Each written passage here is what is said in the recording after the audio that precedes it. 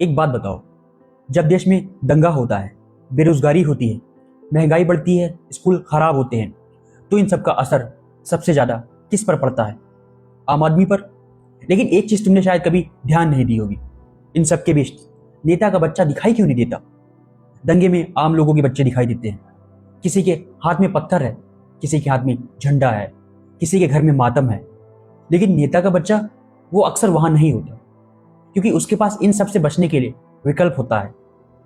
सरकारी स्कूल की हालत खराब है, आम आदमी अपने बच्चों के किसी तरीके से प्राइवेट स्कूल में डालने की कोशिश करता है। सरकारी अस्पताल में इलाज ठीक से नहीं मिल रहा, जिसके पास पैसा है वो प्राइवेट अस्पताल में जा रहा है। नौकरी नहीं है, जवान लड़के सालों तक परीक्षा करते हैं, फॉर्म भरते हैं, लाइन में लगते हैं और फिर भी नौकरी नहीं मिलती।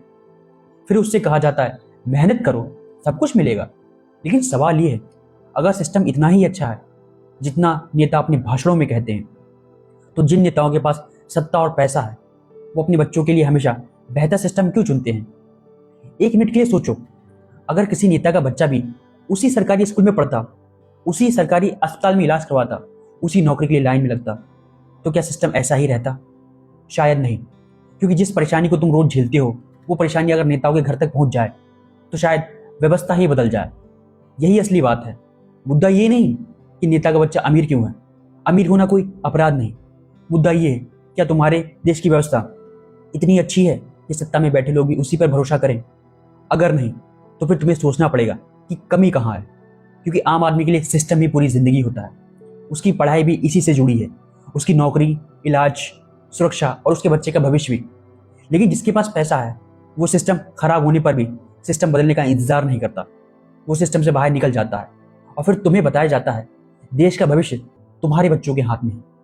लेकिन अगर ऐसा है तो एक सवाल तो बनता है, क्या नेता के बच्चे भी उसी भविष्य में रहना चाहते हैं जो नेता तुम्हारे बच्चों के लिए बना रहे हैं?